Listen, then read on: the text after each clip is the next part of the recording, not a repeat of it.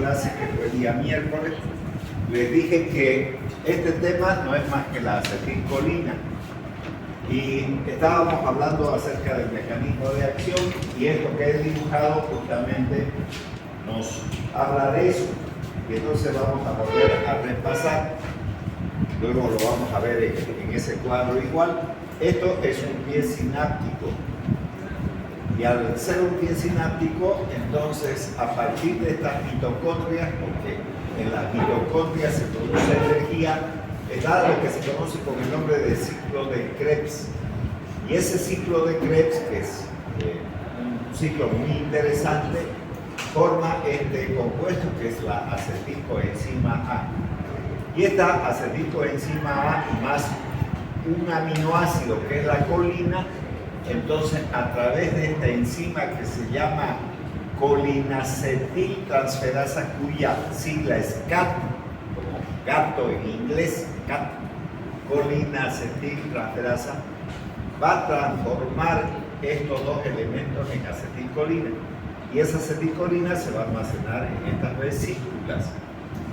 Y luego, con la intervención del calcio, entonces estas vesículas se dirigen a la membrana presináptica para liberar la acetilcolina. Y aquí tenemos otra enzima que es la acetilcolinesterasa. Esa se produce en la membrana postsináptica, donde pueden existir receptores nicotínicos si se trata de músculo esquelético. Y si se trata de músculo liso, entonces son los receptores muscarínicos, pero además del músculo cardíaco, que quede claro eso también. Vamos a encontrar una mayoría de receptores muscarínicos. Entonces la acetilcolina va a actuar y nos falta poner en qué tiempo, digamos qué tiempo va a tener de acción esta acetilcolina. Entre 80 a 120 milisegundos.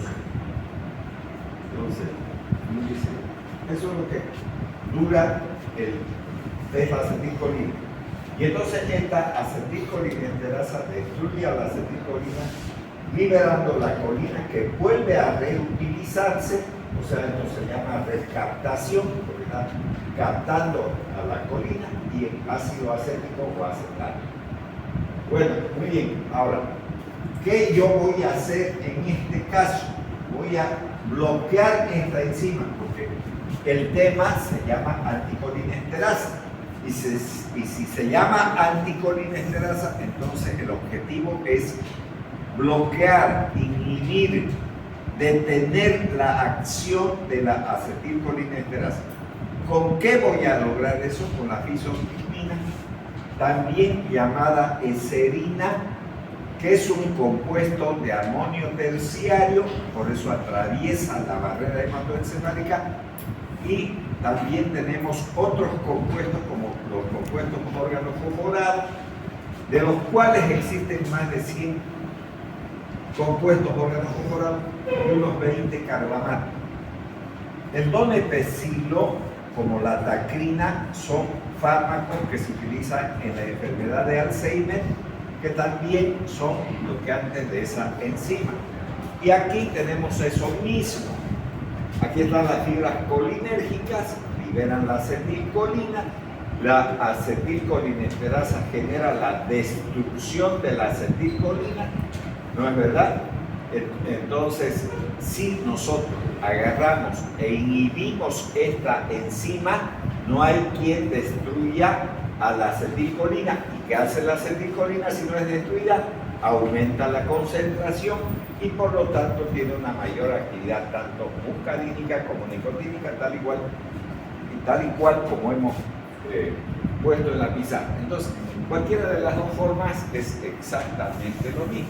Entonces, vean, seguimos con el mecanismo de acción. Las anticolinesterasas, fisostigmina, neostigmina, organofosforados, van a bloquear estos enchufes que están representando a la acetilcolinesterasa. Aquí hay una flecha y se dirige al enchufe, y esta esfera celeste entonces puede ser fisostigmina, neostigmina, compuestos organofosforados que al bloquear no permite que desdoble a estas esferas, una amarilla y otra de color fucsia.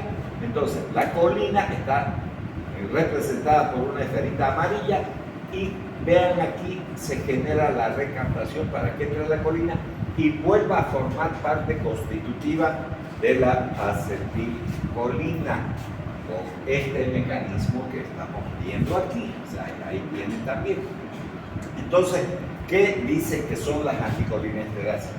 Inhiben la acetilcolinesterasa y la butirilcolinesterasa, o también llamada pseudocolinesterasa, que se encuentra en el plasma sanguíneo, sobre todo también en las terminaciones neurológicas de la placa motora neuromuscular, y también existe en el hígado. Entonces es una enzima sumamente activa.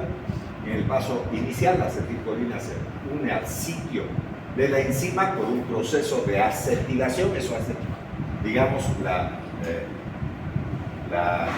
la acetilcolinesterasa, y va a experimentar una hidrólisis. O sea, ¿quién se va a hidrolizar? La acetilcolina. Y al introducir una molécula de agua, mejor dicho, cuando actúa por acetilación, va a provocar la introducción de una molécula de agua, como ven aquí, hidrólisis, por eso es hidrólisis, está metiendo la molécula de agua, la separa en colina, que viene a ser este aminoácido, y obviamente el ácido acético, que son los dos componentes, y entonces deja de tener, digamos, actividad. En el segundo paso se rompe el enlace covalente acetilo por la adición de agua, que es la hidrólisis, ¿no?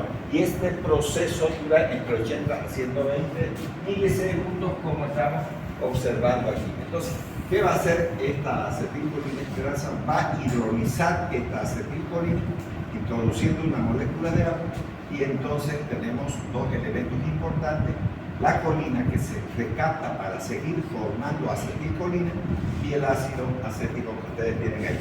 Así clarísimo que está tanto en la pizarra como también en las diapositivas. Pueden ver ustedes. Entonces no hay nada de difícil. Ahora, seguimos con el mecanismo de acción. Entonces, el hidrofonio, la tacrina, se fijan al lugar de fijación de la colina en la enzima. Recuerden que tiene dos componentes. Otro inhibidor reversible, el donepezilo, se fija al centro activo de la enzima. La fisostigmina, la neostigmina y otros carbamatos se fijan en el lugar aniónico, y es terásico de forma similar como lo hace la acetilcolina, pero la enzima es carbamilada en vez de acetilada. Entonces, el enlace covalente de la enzima carbamilada es mucho más resistente a la acción hidrolítica, no es verdad, que la acetilada. Por eso tarda, digamos, mucho más en tener su actividad farmacológica. Esa es la diferencia. Seguimos con el mecanismo de acción. Entonces, ¿qué pasa con los compuestos organofosforados? Si quieren, vamos a volver a poner la diapositiva donde nos está hablando de estos compuestos organofosforados que tienen una acción irreversible cuando actúan sobre esa enzima. Vamos a mirar eso también. Volvemos para atrás. Y aquí. Entonces, ponemos esto y aquí tienen. Los reversibles son los carbamatos terciarios, y los carbamatos cuaternarios tenemos porque no pasan la barrera hematoencefálica, y aquí tenemos los irreversibles, donde están los compuestos organofosforados, para recordar algunos como el ecotiofato, el daigón, el paratión, y existen más de 100 productos que los podemos encontrar, sobre todo en las veterinarias. Entonces, aquí nos está hablando de esos organofosforados que se fijan a los lugares terásicos, formando un enlace covalente entre el fósforo y la enzima, ¿no?, de extraordinaria estabilidad y difícilmente hidrolizable. Cuando dice difícilmente hidrolizable, no se puede metabolizar, y al no metabolizarse dura cientos de horas. No es verdad la actividad farmacológica de los compuestos organofosforados. Ahora, me voy a detener aquí porque eso es lo que me interesa, porque todos los que están aquí presentes van a ser médicos en algún momento. Entonces voy a decir lo siguiente. Santa Cruz es una ciudad agropecuaria por excelencia. Al norte tenemos Guarne, al norte está Montero. Por este otro lado tenemos todo lo que es Cotoca y otras poblaciones, Asturiano, todo lo que ustedes quieran. Por este otro lado tenemos varias poblaciones, comenzando si ustedes quieren por el Torno, etcétera, etcétera, hasta llegar a los negros, Pampa Grande y todo ese tipo de población. ¿Por qué estoy hablando de eso?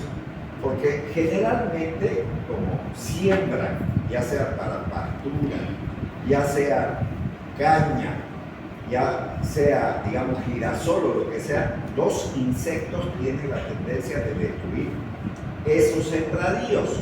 Entonces, en avioneta fumigan todito el sembradío que tienen, pagan avioneta, o algunos tendrán avionetas, pero la cuestión es que fumigan todo. ¿Cuáles son los vientos predominantes en el departamento de Santa Cruz?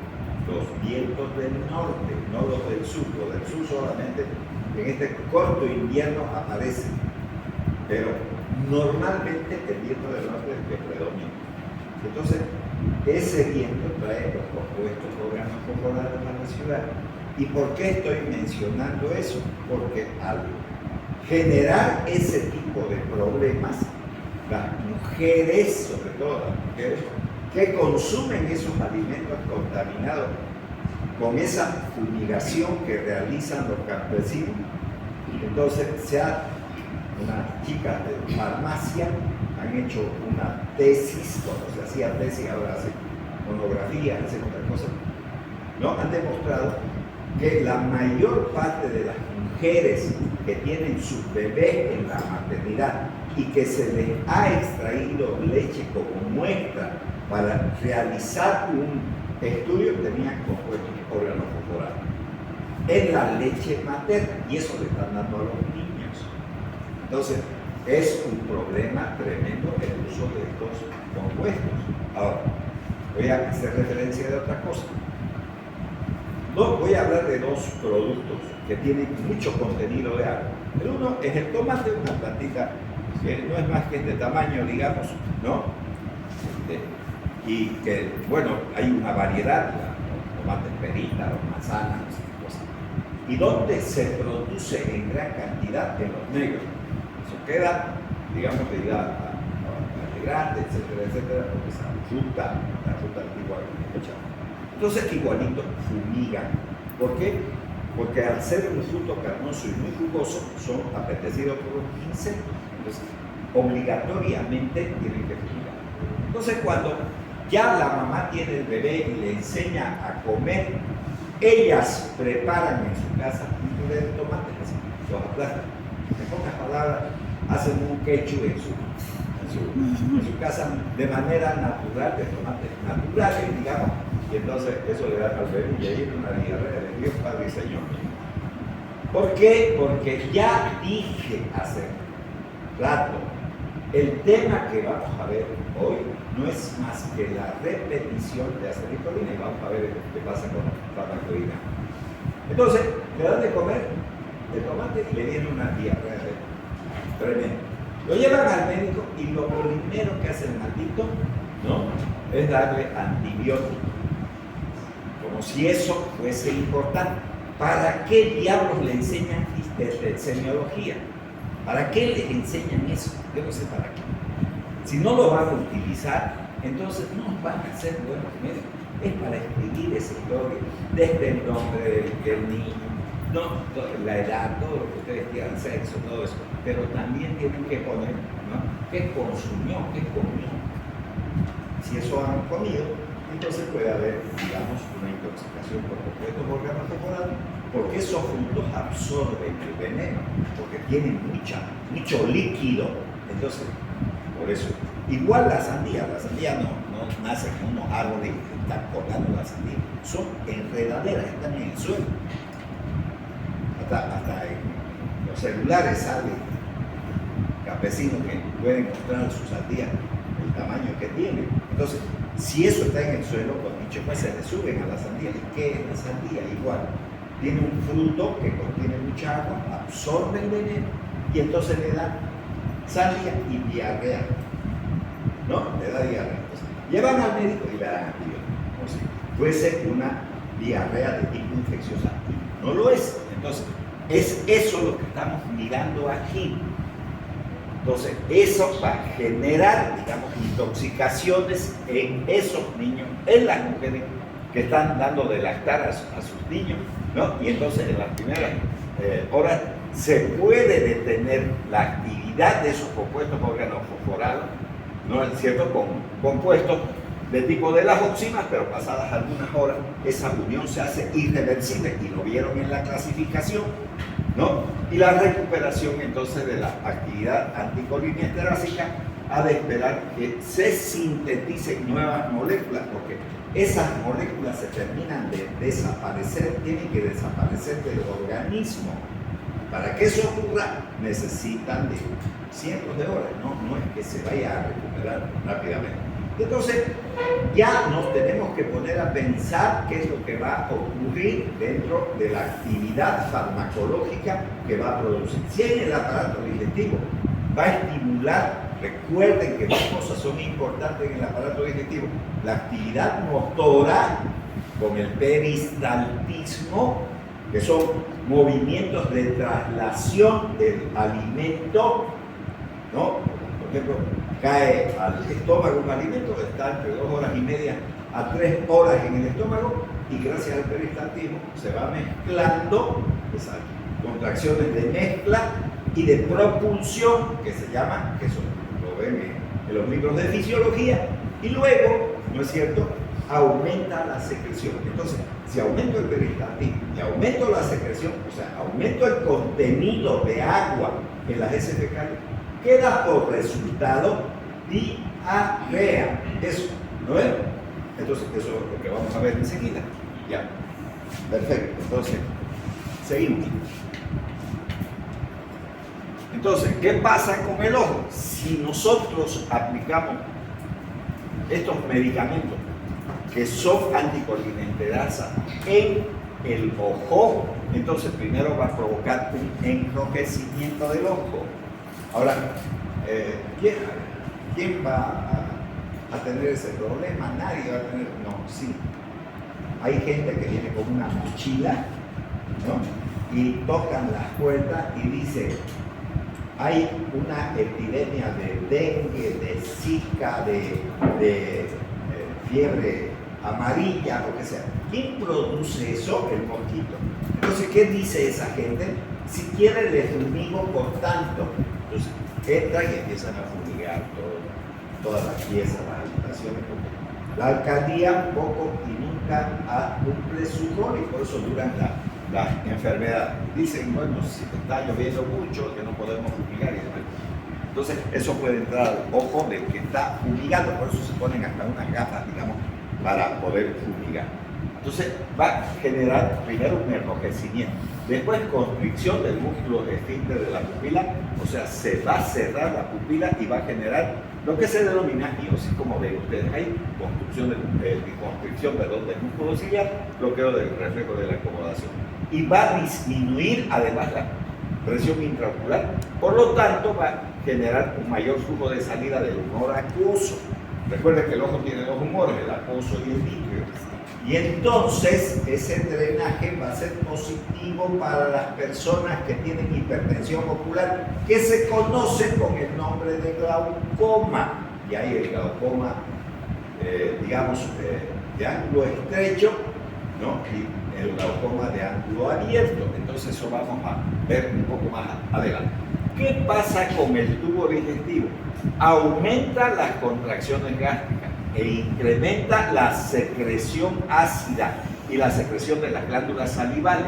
Si aumenta la secreción de las glándulas salivales, eso se conoce con el nombre de cialorrea, la salida, las babas que le caen, ¿no? Ahora, no confundamos que si un niño tiene diarrea, además está babeando, sea necesariamente por estos compuestos. Puede no serlo, porque las amigdalitis a repetición, esa hipertrofia amigdalar, hace que babeen los niños, sobre todo la que se denomina dentro de las amígdalas, ¿no?, porque hay un arco linfático de Waldeyer, así se denomina ese arco. Entonces tenemos una una amígdala palatina, esta se va a unir con las amígdalas propiamente dichas, ¿no es cierto? Y también hay una amígdala lingual. Entonces, esto se denomina anillo linfático de Waldeyer, y estas amígdalas son órganos linfoideos. Entonces, sobre todo cuando se hipertrofia esta del centro, esa que queda en el paladar, ¿no? Que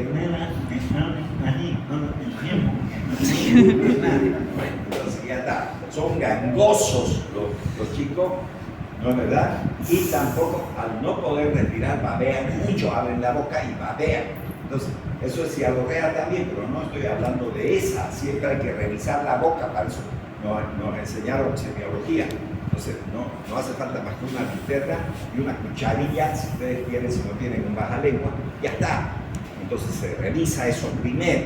Entonces, vamos a tener esa secreción, digamos, a nivel de la glándula salival, también a nivel del bronquio, va a aumentar el tono gastrointestinal y va a aumentar la actividad motora del intestino delgado y del intestino grueso.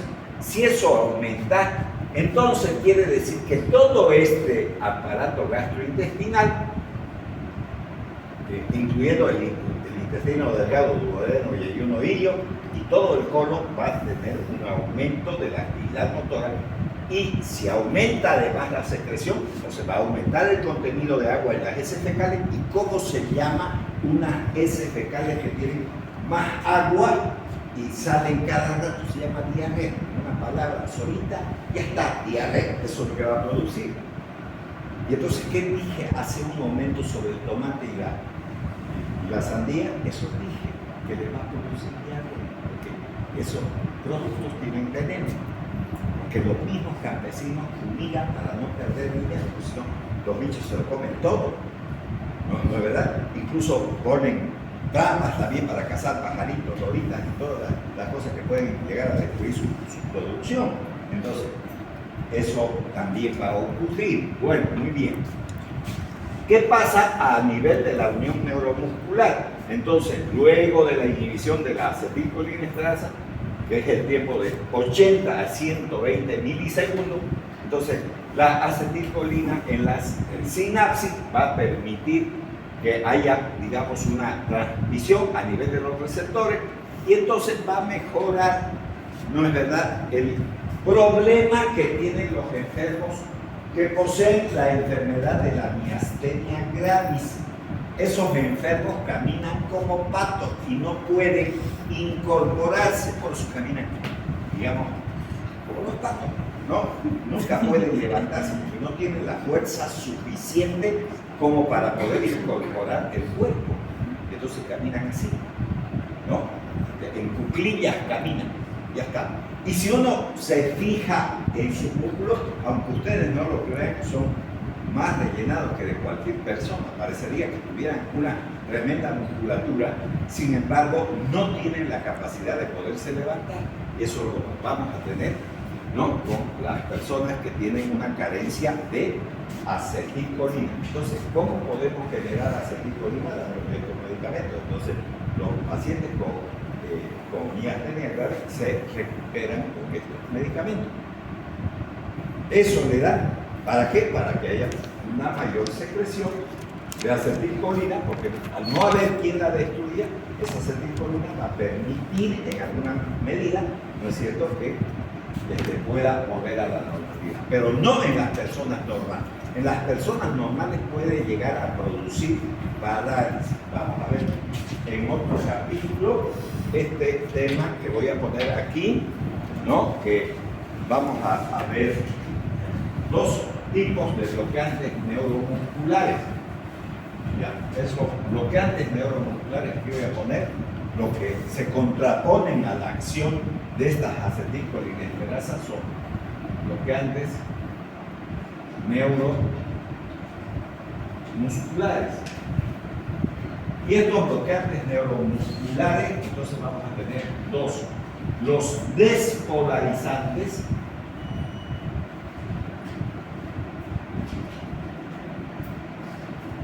donde vamos a tener un producto que se llama succinilcolina.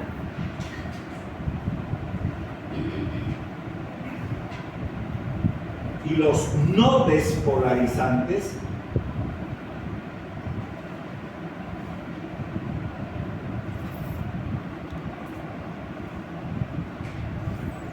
como por ejemplo el primero que se descubrió es la tubocularina. En este grupo solo existe este fármaco, nada más, no existe más. En cambio, en este otro por lo menos unos 30 fármacos que existen. Ya. Entonces, listo. ¿Con qué se podría resolver ese problema cuando esta acetilcolina, porque está inhibida esta acetilcolinesterasa, se aumenta en demasía? Entonces se puede detener con un bloqueante neuromuscular que podría ser la tubocularina, pero nunca la succinilcolina. Si esto le ponen, aunque sea un bloqueante neuromuscular, al ser despolarizante se va a sumar a la acetilcolina y lo va a matar al paciente. No lo saben, lo matan con este de aquí, pero con este otro no, lo salvan. Entonces eso también hay que prestar mucha atención, porque si se equivoca, porque al final de cuentas producen parálisis, lo mismo que el incremento de la acetilcolina, en este caso inhibiendo esta enzima, puede llegar a provocar no solamente fasciculaciones, sino parálisis muscular. Ahora voy a hablar de las fasciculaciones, las burradas que habla la gente, digamos. Entonces a veces le tiemblan los papas, ¿no? Han sufrido ese hecho. Bueno, entonces la gente dice, vas a ver a alguien, si todos los días vemos a alguien, ¿qué tiene de raro eso? Aunque no le tiemble el párpado, igual vemos a alguien. Somos seres humanos sociables, ¿no? Sale a la calle, aunque se cruzó un borracho, no importa, estamos viendo a alguien, ¿no? No, vas a ver a alguien. Si no tiene qué sentido tiene eso, no tiene ningún sentido. Hablan son seres. Entonces, eso que se siente así, que se mueve solito de un párpado, a eso se denomina fasciculación. Entonces eso puede aparecer en los brazos, en las piernas, en los párpados, que es muy frecuente, en cualquier parte de la cara puede ocurrir, ¿no? Entonces esas fasciculaciones son previas a la parálisis. Después de haber esa fasciculación, ya aparece la parálisis. Entonces eso también es bueno hablarlo, aunque nos hemos pasado a otro tema.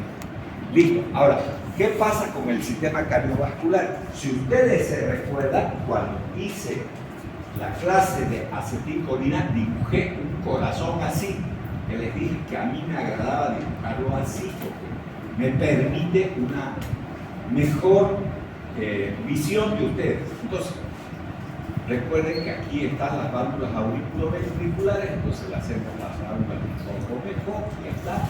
Entonces, hacemos nuestra arteria aorta, nos interesa, porque vamos a hablar ahorita, exactamente lo mismo que dijimos en acetilcolina, y aquí hacemos la vena cava superior. ¿Por qué? Porque aquí está el nódulo sinusal, aquí está el nódulo auriculoventricular, aquí está el haz de His con la red de Purkinje, que es la manera como se distribuye. ¿Y qué pusimos aquí? Pusimos las propiedades del corazón.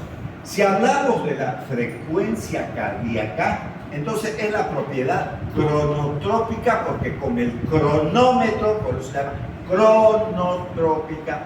Entonces, en el caso de la digamos, acetilcolina, entonces es una propiedad negativa. ¿Por qué? Porque disminuye la frecuencia cardíaca, provocando bradicardia.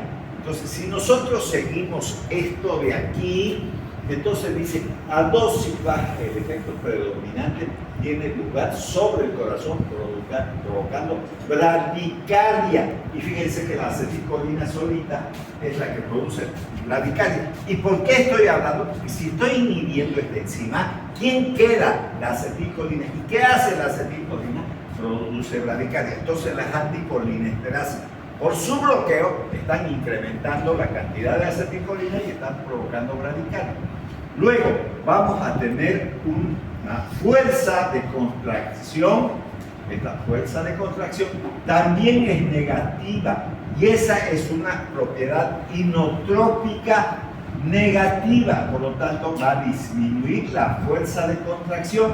Entonces, esto es la fuerza contracción, entonces el corazón no va a tener la fuerza suficiente como para bombear la cantidad de sangre que necesita ese individuo.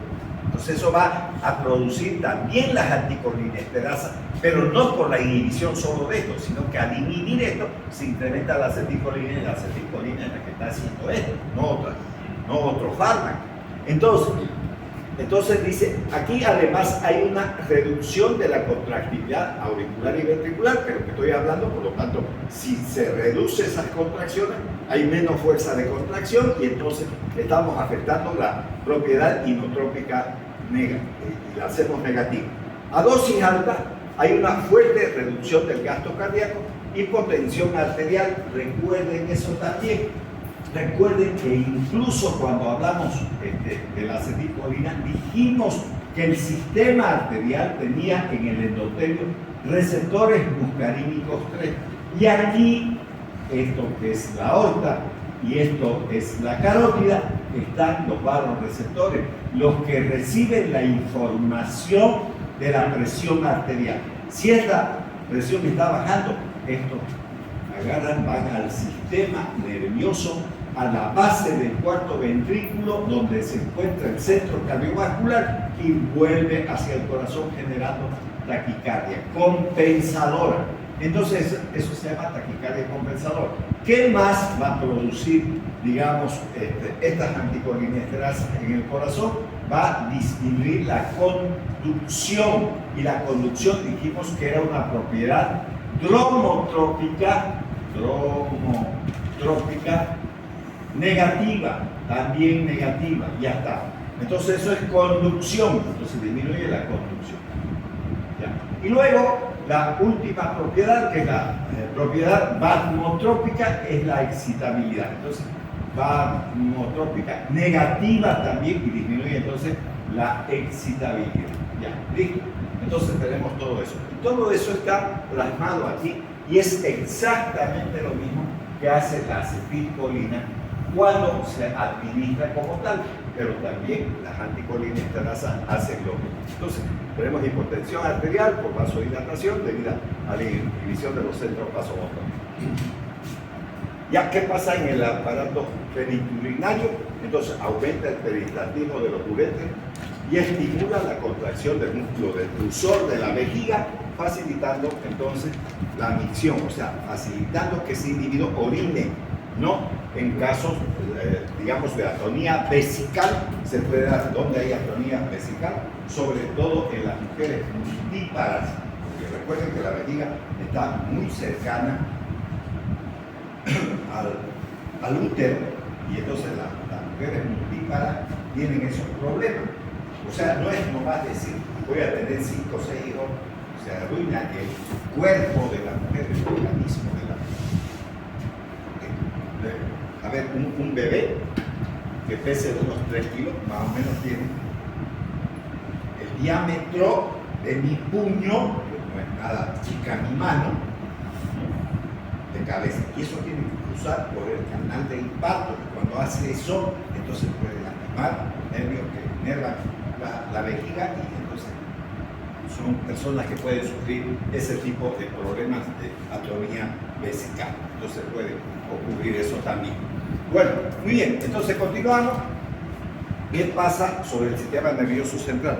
Solo van a tener acción los que tengan una estructura química que le permita el pasaje a ese sector, porque si son cuaternarios no van a pasar y por lo tanto no tienen acción sobre el sistema nervioso. Y eso tenemos aquí. Solo actúan los que penetran la barrera hematoencefálica, por ejemplo la fisostigmina, la tacrina, el donepezilo y los compuestos órganos oculares. Dosis pequeñas producen activación generalizada, aumento de la situación de vigilia, lo que se aprovecha para el tratamiento de la enfermedad de Alzheimer. No crean que con eso se cura el Alzheimer, solo se controla. Lo están tomando y ya está. Listo. Dosis elevadas provocan estimulación central generalizada y que puede terminar en una parálisis de los centros lumbares. ¿Qué pasa en el aparato respiratorio? También ya lo hemos hablado. Entonces, a ver, aquí también me voy a detener. Tocan la puerta y dicen, voy a fumigar, le va a costar tanto si le fumigo toda su casa, cuántas habitaciones son, listo. Y la gente dueña de casa dice, pobre hombre, digamos, va a fumigar, entonces vamos a buscar leche, vamos a dar leche para que no se intoxique. ¿Qué tiene la leche para frenar eso? Nada. No van a parar absolutamente nada. Preferible que vayan y le compren, digamos, cualquier derivado de la atropina. Voy a poner algunos nombres, digamos, si le compran Sertal, si le compran Viadil, lo que sea, digamos, esos son compuestos derivados de la atropina. Si buscan atropina, mucho mejor, porque ese es su antídoto. La leche no, porque no tiene eso. Entonces, al darle leche, no están perdiendo nada, está bien, lo están nutriendo, pobre Big Boy, digamos. No le digan que no sirva, porque mejor que en vez que tome alcohol o leche tigre, mejor que tome leche solo, digamos, ¿no? Entonces, es bueno eso. Bueno, listo, entonces, ya no resuelve el asma tomando leche, no. Busquen atropina y eso van a bloquear, digamos, la acción de los órganos corporales y ya está. Entonces, aumenta el tono de los bronquiolos, estimula la secreción bronquial. Si sale más moco y además se cierra la luz del bronquio, ¿qué va a aparecer? Sibilancia, va a silbar al entrar el aire. Y eso obtienen donde los asmáticos tienen eso. ¿No? Entonces van a encontrar sibilancia, ronco y todo ese tipo de cosas a la ocultación. Por lo tanto, no puede entrar un asmático a una pieza recién fumigada. No puede hacer eso, porque si no le va a venir una crisis de asma. Entonces, asimismo, estimula la secreción de las glándulas sudoríparas, y obviamente salivales, que ya hemos hablado que puede provocar cianorrea. Entonces, ahí también tenemos. Ahora nos vamos a la farmacocinética. ¿Qué pasa con la absorción? La eserina y la fisoptimina, carbamato terciario, sí, esos pueden pasar la barrera hematoencefálica y además se absorben por todas las vías. Cuando dicen por todas las vías, es por todas las vías. Se puede poner por vía parenteral, se puede absorber por vía oral, etcétera, etcétera. La neostigmina, la tibiostigmina son carbamatos cuaternarios, que no atraviesan la barrera hematoencefálica, se absorben por vía subcutánea e intramuscular, pero no por vía oral. Y el D-mecario, que es liposoluble, entonces para instilación a nivel del ojo, y va a provocar necrosis, o sea, cierre de la pupila. En lo que se refiere a la distribución, pasan a la sangre a nivel plasmático, ¿no? Alrededor de 20 microgramos, que es aquí, ¿no? Por ml, ahí tienen ustedes, por ejemplo, la neostigmina, y 50 nanogramos por ml, entonces, de tibiostigmina. La neostigmina se distribuye a razón de 0,8 a 1,01 litros por kilogramo en el líquido extracelular y en el líquido intracelular, y pasa a todos los órganos además. Muy bien. Entonces, ¿qué pasa con el metabolismo? Entonces, la eserina, la neostigmina, la tibiostigmina son desdobladas por las colinesterasas. Ya hemos visto que hay pseudocolinesterasa, butirilcolinesterasa, hay en el plasma, en los espacios sinápticos y también en el hígado. Los órganos fosforados también son, digamos, desdoblados por las esterasas tipo A, y además estas tardan mucho en poder actuar cuando se administran estos compuestos organofosforados. Y voy a repetir, parece no ser un tema importante, pero acabo de decir que Santa Cruz es una ciudad agrícola y por lo tanto estos compuestos lo usan en todos los campos. Entonces, cualquier ratito, cuando estén en emergencia en un hospital, les cae, ¿no es cierto?, este tipo de pacientes intoxicados con este tipo de eventos. Entonces, siempre hay que estar muy bien preparado para esto. La eliminación, entonces los metabolitos y drogas inactivas son excretadas por el riñón. Duración sistémica de la eserina 2 horas, la neostigmina y la tibiostigmina un poco más, porque se resisten a la hidrólisis producida por las esterasas, ya sea estas plasmáticas, hepáticas, etc. Ahora vamos a hablar de la toxicidad. La fuente principal son los pesticidas agrícolas y domésticos. De los domésticos, el que más conocemos obviamente es el Baidón, pero también hay el X5 y no sé qué otros productos que llegan, digamos, al mercado.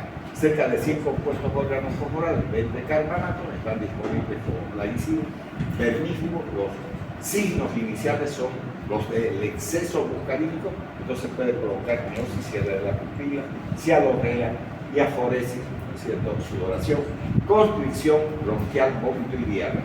Ya hemos hablado de eso. Y la terapéutica, entonces, incluye el mantenimiento de los signos vitales. Entonces, buen suelito, una vía, se puede poner un respirador.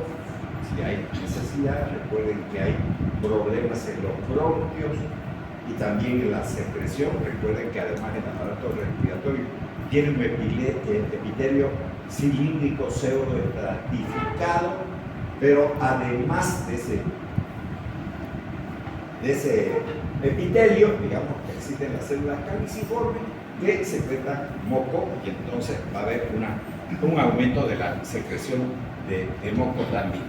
Bueno, la descontaminación para impedir, digamos, una mayor absorción, hay que administrar atropina. Este es un alcaloide de las solanáceas, ya les dije hace un momento, cuando estaba hablando de la gente que fumiga, búsquenle en la farmacia atropina o derivados de la atropina, ya les mencioné algunos derivados de ellos, ¿no?, para poder aplicar. Se debe de aplicar por vía parenteral en dosis altas para controlar los signos de exceso, el paciente que está gravemente intoxicado, ¿no?, de tipo muscarínico. La exposición crónica a los órganos fosforados puede provocar neuropatía relacionada con la desmielinización de los axones, y el tioortofosfato es un aditivo de los aceites lubricantes.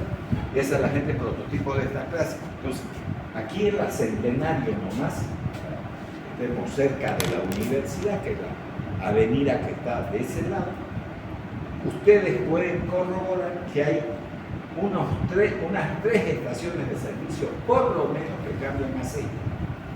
Ahí no. Entonces, esos chicos que generan esos cambios de aceite de las movilidades pueden generar esa neuropatía, y es por ese producto que se llama triortocresilfosfato, que pueden observar ahí, que además vienen en los aditivos de esos aceites. Entonces, ya está. Eso también es importante. Entonces, ahora, toxicidad, carbonatos terciarios y órganos fosforados. Los carbonatos terciarios, ¿qué pasa en el tracto gastrointestinal? Ya lo hablamos con el tomate y la sandía: náuseas, vómitos, cólicos, diarrea, miosis acentuada, visión borrosa, espasmos de la acomodación, espasmos ciliar, dolor ocular y además dolor de cabeza. En el corazón puede llegar a provocar radicales por toda la sintomatología que hemos puesto ahí, ¿no es cierto?, de lo que va a ser la acetilcolina. Vean que al final de cuentas estos medicamentos no tienen una acción propia, es secundaria a la actividad de la acetilcolina. La acetilcolina es la que hace todo eso. ¿Por qué? Porque no hay quien la destruya, y entonces ella aumenta su. Ya a nivel de las glándulas, sudoración, salivación, lagrimea; a nivel muscular, sacudidas, contracciones fasciculares, párpados, cara, cuerpo, nistagmo, movimiento lateralizado de los ojos. También vamos a encontrar disartria, dosis altas, debilidad, fatigabilidad muscular, e incluso puede llegar a provocar parálisis, lo que produce, por ejemplo, la succinilcolina, ¿no? En la toxicidad tenemos a nivel del aparato respiratorio, entonces broncoconstricción, cierre de los bronquios, aumento de la secreción bronquial, hipersecreción, entonces va a generar dificultad respiratoria, disnea asmática se denomina, y parálisis de la musculatura respiratoria, que para eso necesitamos respiradores mecánicos para resolver ese problema. Y el aparato urinario, entonces, infección frecuente e involuntaria, y la piridostigmina es menos tóxica en el tracto gastrointestinal, a diferencia de la neostigmina y la eserina. Bueno, muy bien.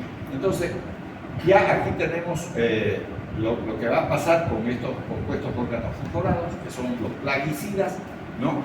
Entonces, generan más problemas tóxicos, efectos mucho más prolongados, que además se manifiestan a nivel del aparato gastrointestinal y cardiovascular, a nivel ocular puede generar catarata, ¿no? Insecticidas agrícolas, estas sustancias han sido utilizadas con incluso finalidades homicidas o suicidas.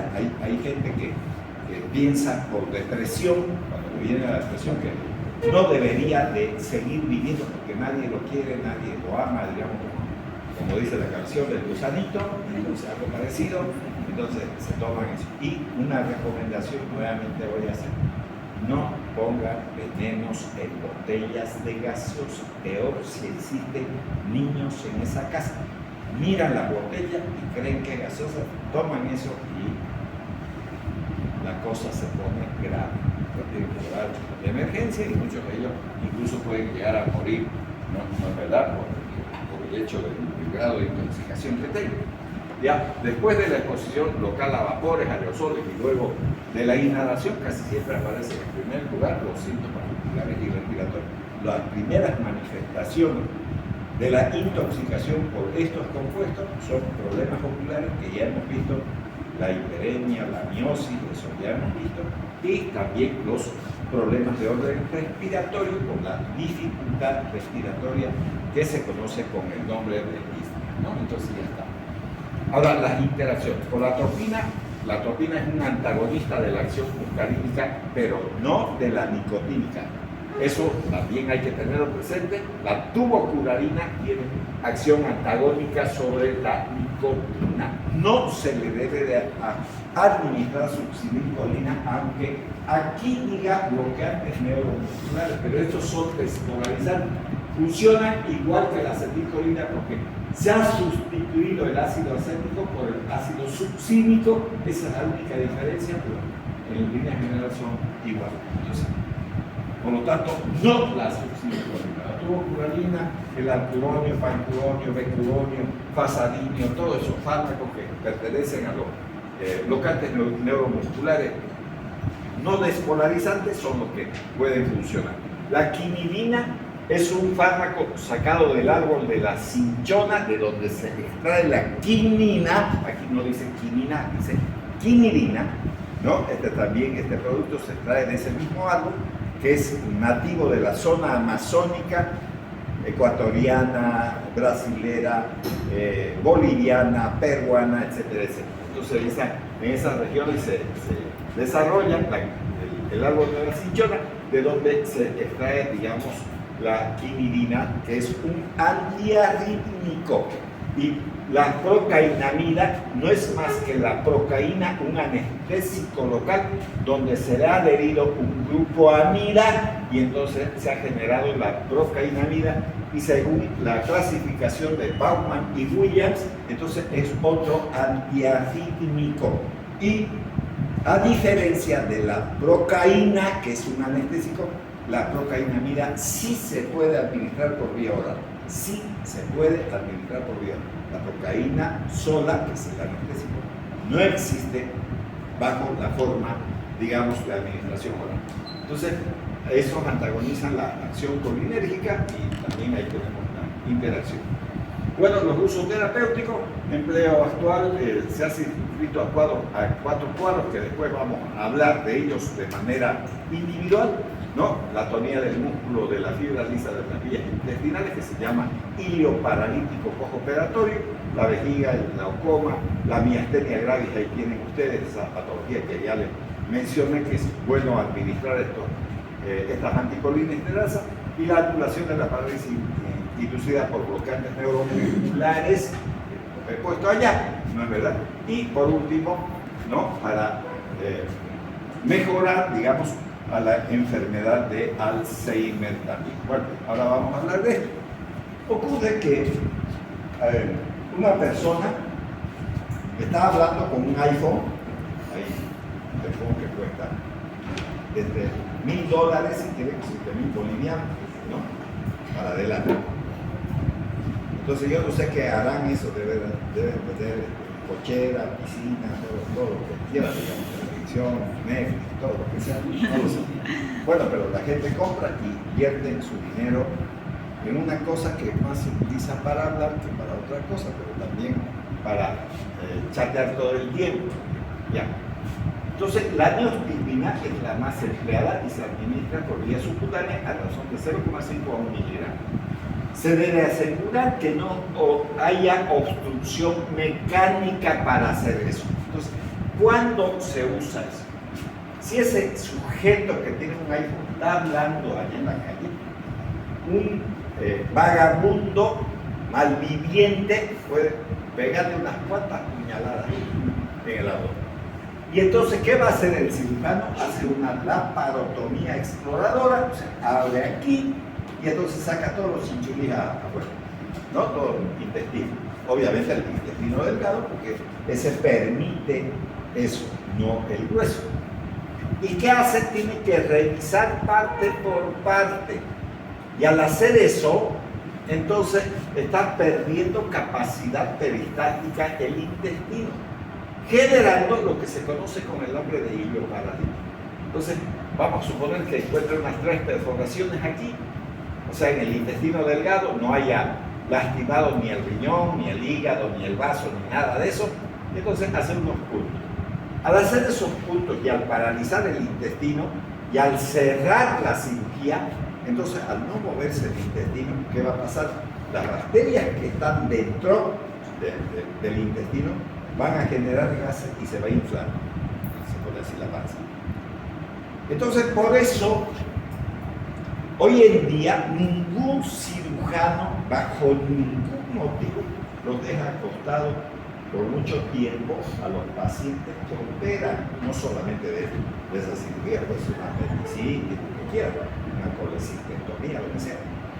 Pero en el caso específico de ese señor que ha sufrido las puñaladas o de esa dama, no importa, ¿no? Lo que hay que hacer es que tenga que caminar rápido. El hecho de que camine hace que se mueva el intestino. Y si no se puede, pues se usa este medicamento. ¿Sí? Pero ¿qué pasaría con este caso? Que también se distiende, no hay evacuación. Y entonces lo primero que vamos a tener es una hernia estrangular.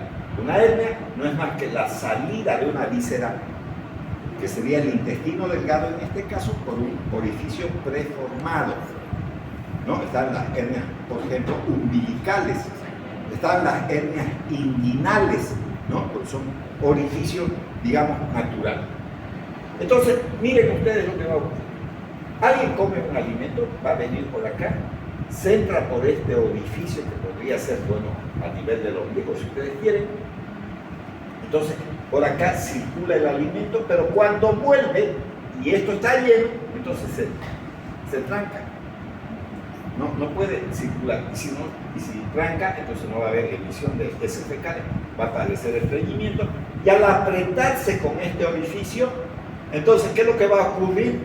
Se va a necrosar esto. Y si se necrosa eso, tiene que sacarle ese pedazo del intestino y hacerle un ano contra natura. No queda de otra. Para que desarrolle el intestino, el pedazo que le han sacado, entonces hay que hacer un ano. Ya se complicó la cosa. Si ustedes dan este medicamento, aumenta el peristaltismo y aumenta la posibilidad de necrosis más rápidamente. Por lo tanto, jamás debe de usarse como en el ilioparalítico en este problema de la hernia. Otra cosa que no deben de hacer nunca y eviten hacerlo. La gente que tiene con hernia, digamos hernia, les recomiendan estupideces. A ver, les voy a mencionar. Si este es el orificio, entonces le hacen poner una torunda de algodón con una cinta adhesiva, ahí le ponen. Si yo abro aquella puerta y le pongo una silla, ¿cuándo voy a cerrar la puerta? ¿Cuándo? Si la silla está obstruyendo o no. ¿Qué debería hacer la torunda de algodón? Entonces, si le están metiendo ahí como un tapón, ¿cuándo va a cerrar esto? ¿Cuándo? Nunca. Entonces, no hagan eso. Otros le ponen un quinto, o sea, una moneda. Ahí le ponen un quinto, le ponen su tela adhesiva. ¿Cuándo va a cerrar este orificio si está bloqueado por la moneda? Entonces eso no se hace, no sirve como tratamiento de eso. La mejor manera de resolver ese problema pues usen una aguja y un hilo y sométanlo a cirugía y ya está. No hay más. Ahora, esto es el pólulo. Se da más en personas de la zona de los valles templados, porque consumen dos productos que producen con mucha frecuencia: el maíz, ¿no es cierto? Y la chichacoya es la que más produce. Eso que son chicheros que comen mucho mote, entonces ya, eso mote, ya, eso. Y entonces no es más que una torsión del intestino. Entonces eso se llama, como dice aquí, pólulo. Ahí tiene el pólulo. Es una torsión del intestino. Y entonces, igualito, si usted le da esos medicamentos en este pólulo, va a aumentar el peristaltismo y se va a anudar mucho más. Y al anudarse, no se está anudando solo el intestino, sino los vasos sanguíneos. Y si los vasos sanguíneos quedan anudados, entonces no hay circulación. Si no hay circulación, ¿qué va a pasar con ese tejido? Se va a morir. ¿Y qué van a hacer ahí? Cortan aquí y unen esto, siempre y cuando les alcance el intestino. Si no, tienen que hacerle igual mano contra mano. Y por último, este otro problema, que tampoco se debe de usar esos medicamentos, que es la, digamos, como pueden ver, la invaginación. Esta invaginación que están observando aquí, igual, si aumenta el peristaltismo, se va metiendo más el intestino dentro del mismo intestino. Y eso va a generar una necrosis igual. Y por lo tanto, debe de hacerse lo mismo, cortar el intestino que está muerto para poder recuperar. En ninguna de esas tres patologías quirúrgicas se debe de usar estos compuestos bajo ningún motivo, solo en el ilio paralítico postoperatorio. Ya está. Listo. Entonces, eso, si se ha entendido, bueno, ya está bien. Sigamos entonces. También se puede utilizar en el glaucoma, que va a disminuir la presión intraocular. Antes se trataba con fisostigmina o Bemecal o ecotiofato para los casos crónicos. Hoy es reemplazado por beta bloqueante. El propranolol, no propanolol, propranolol es el que, digamos, permite una descripción de esos beta bloqueantes. Pero no estoy diciendo que se sirva para el ojo, estoy diciendo que es el fármaco del cual, digamos, se ha agarrado para poder describir los demás fármacos. Pero existe uno que se llama timolol. Ese timolol, que también es un beta bloqueante, es el que se usa para el tratamiento de esta patología, y ese es un beta bloqueante, el timolol. Bueno, muy bien, ahí está. Entonces, ahora, esto de aquí en realidad no es miastenia gravis. Esto, que quede claro, esto es una parálisis facial, y yo lo he puesto porque aquí tiene parálisis de los párpados. Bueno, de miastenia gravis tiene parálisis de toda la musculatura esquelética en realidad, ¿no? Entonces, estos fármacos son de gran utilidad en el tratamiento a largo plazo. Se realiza con neostigmina y piriostigmina, cualquiera de los dos. Estos son de acción corta y por lo tanto requieren dosis frecuentes cada 4 horas para la neostigmina y cada 6 horas para la piriostigmina. Pero se recomienda estos mismos medicamentos, pero de liberación sostenida, pero se debe de usar de noche si es necesario, porque si no, más bien por el contrario van a llegar a tener más problemas. Ahora, aquí ven una persona de la tercera edad, y aquí hay varios varones de la tercera edad, ¿no? Entonces, se puede usar también en la enfermedad del Alzheimer, como pueden ver, ¿no? Que obviamente el problema está en el sistema nervioso, y entonces, obviamente, el sistema nervioso central. Se usaba primero el tacrino, ¿no? Que se ha usado para ese tratamiento, pero ha producido muchos problemas, sobre todo a nivel hepático, una toxicidad hepática, y por lo tanto se ha reemplazado por estos otros que son mucho más modernos, como el donepezilo, la galantamina, la ribastigmina, que tienen una mejor actividad y no son tóxicos. E incluso se puede dar una vez al día, en el caso del donepezilo, de una persona que tiene demencia por el Alzheimer. Es mejor tratar, digamos, de estarle dando medicamentos, porque difícil se pone la administración en este tipo de pacientes.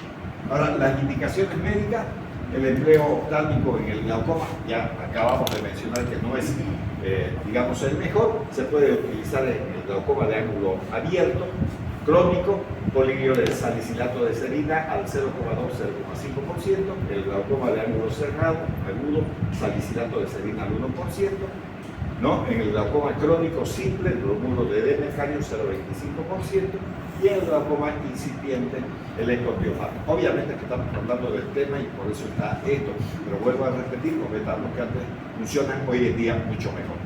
A nivel del tracto gastrointestinal y urinario, entonces en el hilo parartitítico, neostigmina por vía subcutánea intramuscular a razón de 0,5 a 1 miligramo. Novedad, la disuria también se puede utilizar, y en la retención urinaria la neostigmina. A nivel del músculo estriado, ya hemos hablado de la miastenia grave, se puede utilizar la neostigmina y la tiotigmina, que es mucho menos potente, y a nivel del sistema nervioso central, en la enfermedad de Alzheimer tenemos donepezilo, galantamina, vilantamina, que puede utilizarse ya no endocrino por la toxicidad hepática que llegaba a producir. Ahí tenemos los preparados, ya terminamos con esta diapositiva, que son dos.